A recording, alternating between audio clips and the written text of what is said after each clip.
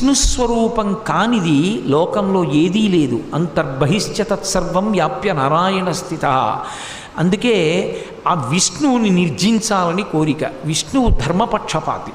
ధర్మం ఎక్కడుంటుందో అక్కడ విష్ణు ఉంటారు, వేదం ఎక్కడుంటుందో అక్కడ విష్ణు ఉంటారు. అందుకే శ్రీ మహావిష్ణువు ఎప్పుడూ దేనిని రక్ష చేస్తుంటారు అంటే వేదములను రక్షిస్తుంటారు. వేదరక్షణమే లోకరక్షణము, గోరక్షణమే లోకరక్షణము.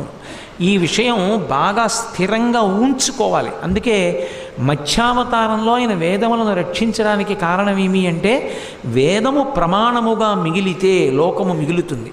అందుకే వేదరక్షణమే లోకరక్షణము.